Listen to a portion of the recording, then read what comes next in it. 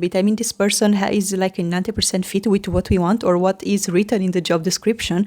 Why isn't it okay for you? I mean, there are a lot of companies that post job openings or job ads, but they in fact don't want to hire for that specific role. These will be things that you can actually do to improve your chances to land a job. Hi, my name is Cornelia. Welcome to my channel. I usually post videos about corporate environment, how to get a job, what to say, not to say in job interviews and so on, because I do work in talent acquisition and I do have a lot of expertise in giving you advice about this if you want to take it, of course. And in today's video, I wanted to speak with you a little bit about why it's so hard to get a job nowadays and why do you see a lot of jobs, but you can't land any.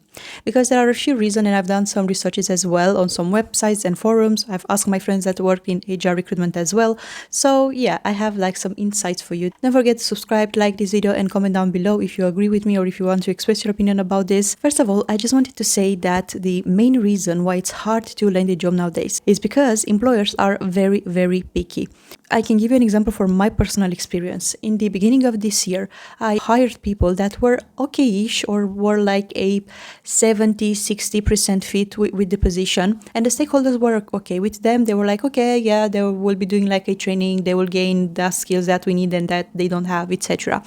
And now, like 11 months later, they are so picky. They're not even okay with the things that are in the job description. They want more that is written in the job description. And I'm like, hold your horses a little bit. I mean, this person is like a 90% fit with what we want or what is written in the job description.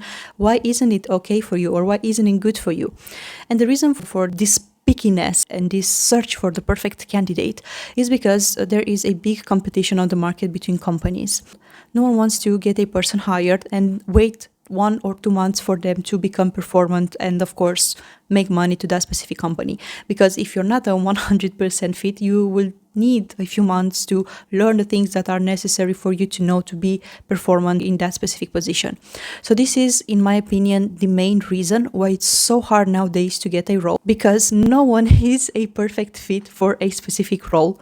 But in the heads of stakeholders and the bosses and the managers and so on, they are looking for the perfect fit or for a person that fits the job description as close as it gets. So yeah, if you are a 70% or an 80% match with a specific jobs in terms of experience, skills, or anything like that, you most likely won't be selected, or you will be selected but by a fewer companies than before. The second reason is the competition for a specific job. Because of LinkedIn and the other international platforms, job boards, etc., there are hundreds and thousands of people that are applying for a specific job. Only for one job. And if you are thinking about it like 20 years ago, this couldn't have happened, like never. People were generally applying to 1 or 2 companies or a few companies that were in their city or near them, or companies that they knew about, and that's it. Their competition were around, 10 or 15 professionals that were in that specific city. Now there are hundreds of people that you have to compete with. And of course, it's harder to land a job, especially if they are better than you, they have more experience, or if they are similar with you in terms of skills, experience, and so on, but they are open to get a smaller salary. And this is something that usually happens in Europe. For example, if a company from Germany wants to hire a person from Romania, for example, the Romanian will be okay with a smaller salary than a German national that will be from the same city where the company headquarters are. And of course, they will prefer to relocate a person in this way because it will be cheaper for them. So yeah, the competition is bigger and it's harder to compete with 100 people than it will be to compete with 10 people that are around you and that are applying for a specific job. The third reason why you see hundreds of jobs but you can land one is that a lot of jobs might be fake. I mean, there are a lot of companies that post job openings or job ads, but they in fact don't want to hire for that specific role. There are several reasons for it. One would be for them to check the market. For example, they might anticipate that there will be a new project coming, or there will be the need of a person in the future, and they just want to see how many professionals are open for that specific role, or how many professionals are in that city or open to work on site, etc., etc. And in this way, they can create a pool of candidates that they can choose from when they need, or when the project will start in 3, 4, 5 months from now. Another reason might be for them to see like they're high in demand. A company that is hiring a lot is a company that is growing. For example, if it's an outsourcing type of company, this is important for the clients as well, because it will show the clients that you are a company that have a big revenue. That's why you afford to hire 10 or 50 new people. Another reason might be, for example, a hiring manager already has a person in mind, but they just want to open a position to have the impression for the other people that the recruitment process was fair. And of course, there are also companies that steal your data. So yeah, they just post like fake posting for you to go there and submit your CV, and they will take the data from your CV and sell it to other companies. Another problem why you can land a job, even though you see hundreds of jobs out there, is the way of selecting your CV that multiple companies are using. And this is by using AI or platforms or machine learning algorithms, something within these three, to select your CV.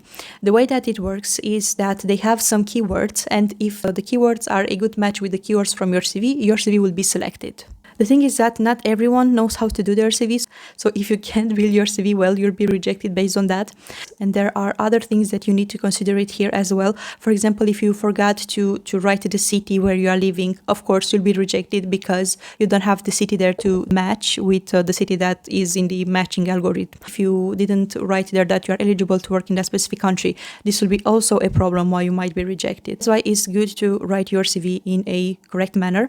I've made like 2 videos about this. You can go and watch them. If you create a nice CV and you write there all the information that you need, most likely you won't be rejected by this type of programs or AI and so on. And also, if you get rejected for this type of positions, just email back the person or write a message on LinkedIn to a person that works at that specific company and tell them, hi, I was rejected even though I think that I'm a great fit for this type of position.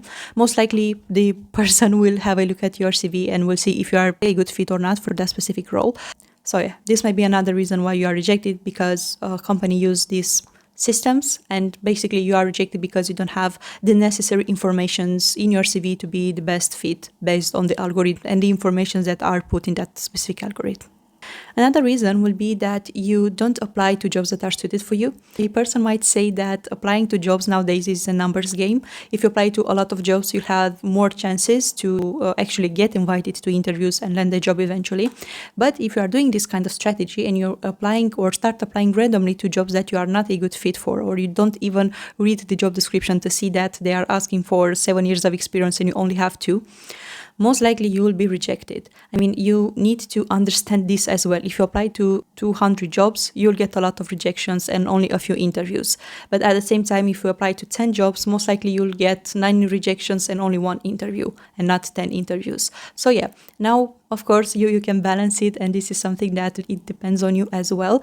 But yeah, you need to understand that you'll get a lot of rejection if you apply to a lot of jobs. Here, it's not only about the skills or the roles that are not suited for you in terms of experience. Here, you also need to think about administrative details. For example, if you have in your CV that you want to work only remote and you apply to an on-site position, you'll be rejected. If you are in a specific country and you apply to, I don't know, go to the US, but you don't have the visa to work in the US, you'll be rejected. In my opinion, you can apply to as many jobs as you want. I mean, if you want to do this, just do it. It's totally fine. It's your life. You can do whatever you want. But yeah, you need to understand that you really need to read the job description as well to understand the job and to see if you would be a good fit for it. And at the same time, don't forget to look at those administrative details as well, because yeah, most likely you will only be rejected based on that and not based on your actual skills or experience. And the last reason why this phenomenon happens, and why people can land a job, even though they see a lot of jobs open, is that they don't apply for the right industry, or they want to work in an industry that is oversaturated. And here I just want to give an example for software engineers, because this is happening at the moment in the IT industry. So yeah, that's why I think it's a relevant example. Let's say that you are a software developer that wants to work either in e-commerce or in fintech. There are a lot of people that want to work in these industries as well as a software engineer. So yeah, there will be a lot of other people that you'll have to compete with. And of course, because there are a lot of people, you'll have a lot more chances to be competing with people that are better than you. That's why in this type of situation, I mean, this is my advice, you can do whatever you want. It will be best to find an industry or to orientate yourself to other industries where there are not that many people that are applying for that specific jobs. For example, in healthcare or education, I think that these are two industries that are not that many engineers, let's say, that would like to work in this type of industries. And the reason for that is payment. Yeah, fintech and e-commerce are better paid than medicine and education. I can understand why this might not be appealing to you. But if you are a person that is trying to find a job, I think it's better to have a job that is less paid than not a job at all. And yeah, of course, you can have this strategy until you can find a job in an industry that you actually like or an industry that you would want to work. But yeah, if you can find jobs in a specific industry because it's oversaturated, even though you like the industry and you like to work in there, I think that it's better to just orientate yourself to other industries where people are actually looking for a person to fit their specific job and to, of course, close the positions, even though they will be less paid, or I don't know, you'll have more work to do, or they are not that appealing to you. It's nice to be open-minded and just give it a shot. Maybe you'll find that you like working in that specific industry. So yeah, this will be all of the reasons that I gathered from what I read and from my experience as well, and of course from speaking with my colleagues that work in this field.